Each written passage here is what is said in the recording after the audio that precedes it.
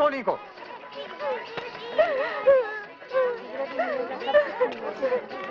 ए, तू कौन होती है इधर आके धमाल मचाने वाली? हाँ, हम तुम सब लोगों की सहेली हैं। हमारी एक सहेली जानकी बेहोश हो गई है, हम उसके घर वालों को ढूंढ रही हैं। हाँ, तुम जरूर वो पगला भवानी होगा जिसका मीटिंग में जा जाके पिछले 2 साल से जानकी भाई अपना भेजा खराब कर लिया। हाँ, हमारा ही नाम भवानी है। कहाँ है उसका घर? चलो उसका घर मैं दिखा देती।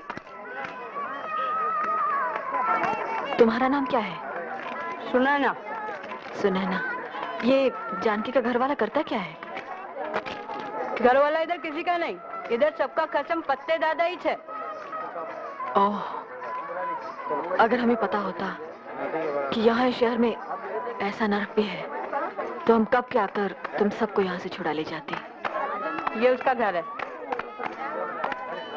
अरे रुक्मा, मेरी बेटी है रुक्मा। अच्छा, ये गोपी है, जानकी की बेटी। बेचारी अंधी है। ए गोपी, भाई से बात कर जरा। पहले हमसे बात कर जानी, तुझे क्या परेशानी है? हमें परेशानी ये है कि आप 2-2, 4-4 रुपए के लिए अपनी बहनों को बेचते हैं। तेरी जैसी बहन के तो 2-4 हजार दिलवा सकते हैं अपन। हमें तो ऐसा दमखम वाला असली मर्द चाहिए जो हमें जीत सके। अपन तो गारंटी शुदा मर्द है जाने मन।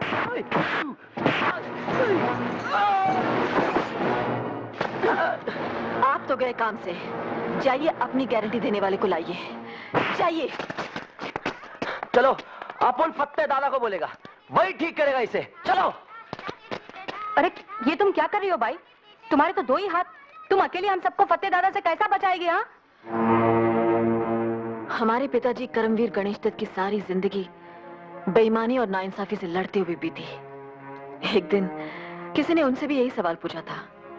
तब उन्होंने कहा कि हमारे तो 2 ही हाथ हैं, लेकिन अगर आप सब साथ दें तो हमारे हजारों, लाखों, करोड़ों हाथ हो सकते हैं भ्रष्टाचार से लड़ने के लिए। ये हमने फत्ते दादा के खिलाफ कानूनी नोटिस तैयार करवा दिया है जानकी। लो, इस पे दस्तखत कर दो। बीबी जी, इसमें क्या लिखा है?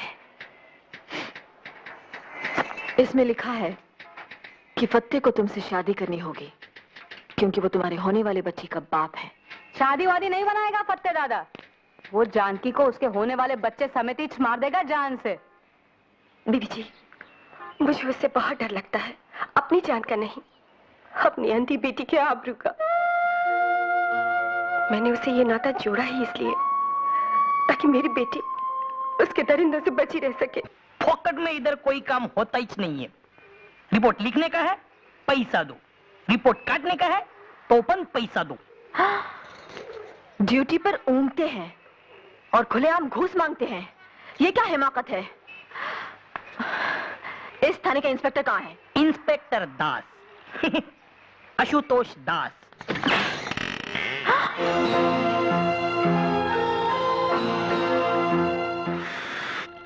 अबे ओ विक्टरी विनायक, तुझे बोला था ना मुझे सोने दे।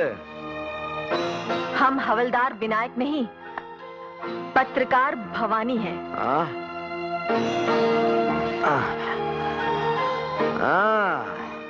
ये छुरी तो बस भालो जी ने जी। आई मीन मैडम, कह लो भला हो जो भी हो, काश तुम मेरे लिए होते। इंस्पेक्टर आशुतोष दास जी। जी। आप अपनी होश और हवास खुद ही दुरुस्त कर ले तो बेहतर, वरना बेकार हमें जहमत उठानी पड़ जाएगी, समझे? ओरे बाबा रे, ओरे बाबा, ये जनाना तो बेसी मर्दाना। हम तो आपसे आपके हवलदार की शिकायत करने आई थी, लेकिन आप तो उससे भी गए गुजरे निकले। क्यों, क्या खराबी है? अब आप कायदे से वर्दी पहने अपनी सीट पर बैठे और फत्ते के खिलाफ हम जो रिपोर्ट दर्ज कराने आई हैं उसे दर्ज करें। इश इश इश, कितना ज्यादा बात आप एक साथ बोल जाती हैं। जरा धीरे धीरे प्यार से समझा के बोलिए मैडम। आप ड्यूटी के वक्त थाने में शराब पीते हैं? ड्यूटी के बाद घर में भी पीता हूँ, लेकिन मुफ्त की नहीं पीता। बड़ी मेहरबानी करते हैं आप। हमें तो इसलिए भी आपका शुक्रगुजार होना चाहिए कि आप थाने में पड़े सोए रहते हैं। सो तो वो ही सकता है मैडम जिसके दिल और दिमाग पर कोई बोझ ना हो। बोझ डालने के इरादे से ही हम यहाँ आई थी, लेकिन आपके हवलदार ने बताया कि यहाँ बगैर घूस लिए कोई रिपोर्ट नहीं दर्ज की जाती। लेन देन तो दुनिया का दस्तूर है मैडम। जिंदगी और क्या है, सौदों का सिलसिला है। लेकिन हम यहाँ सौदा करने नहीं, रिपोर्ट दर्ज कराने आई हैं कि ऐन आपके थाने के सामने कंगलाटोला में फत्ते दादा ने अंधेर मचा रखा है। देखिए मैडम, सारी पुलिस फत्ते जैसे वीआईपी की रखवाली में है, तो ये जानकी जैसी वेरी ऑर्डिनरी पर्सन की रखवाली के लिए पुलिस कहां से आएगी? हा? इसका मतलब आपका हवलदार सही कह रहा था। आप लोग घूस खाए बगैर फत्ते के खिलाफ एक्शन नहीं लेंगे। अरे घूस खा के भी हम फत्ते के खिलाफ कोई एक्शन नहीं ले सकेंगे। एक सच्ची बात बोलता हूं मैडम, फत्ते का तो पुलिस भी कुछ नहीं कर सकती सिवाय हफ्ते में एक बार सलाम करने के। और उसकी दी हुई बख्शिश जेब में डालने की। बिल्कुल ठीक मैडम। फत्ते का दिल दिमाग काला है, लेकिन कपड़ा उजला पहनता है, खादी का। नेता लोग को नोट और वोट दोनों वही दिलवाता है। नेता लोग कहते हैं बुरा मत देखो, बुरा मत सुनो, बुरा मत कहो, बुरा तो बस करो। गलती से अच्छा काम करोगे तो बेमौत मारे जाओगे। हाँ, अगर आप एक्शन नहीं लेंगे तो हम ऊपर जाकर आपकी शिकायत करेंगी। अरे मैडम, जितनी ऊंची दुकान में जाएंगी उतना ही नीचा ईमान पाएंगी।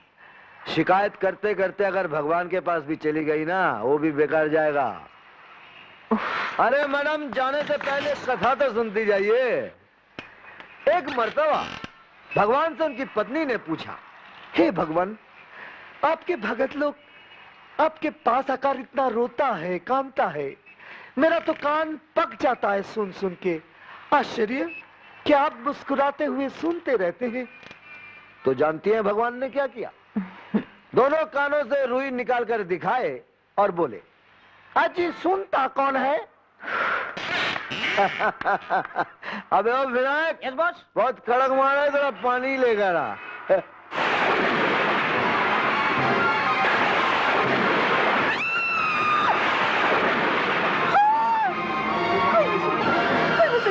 हम कहते हैं मार डालो, मार डालो, मेरे पति को मार डालो, नहीं माँ, बचो बचो, नहीं माँ, नहीं माँ, गोपाल भैया गन की गोली लाओ तो। नहीं माँ, नहीं, नहीं माँ, मेरे पति को मार डाला। बस माँ, लीजिए, बस बस बस बस माँ, शांत हो जाओ। माँ आ बस पानी, बस बस बस बस माँ, बस शांत हो जाओ। नहीं नहीं नहीं नहीं नहीं, बस माँ, बस बस बस नहीं।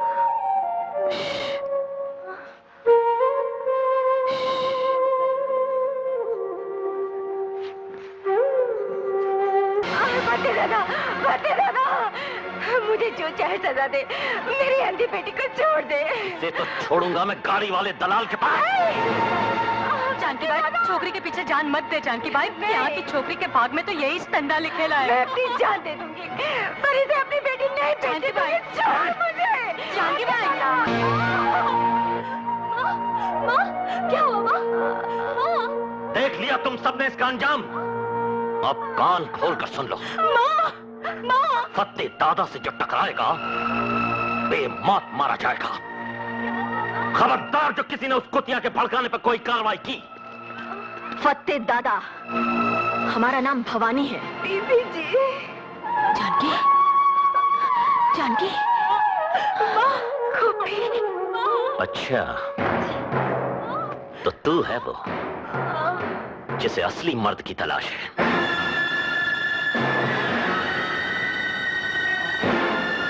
असली मर्द की बेबस औरतों को बेचने और मारने वाले ना मर्द कसाई की नहीं। सॉरी।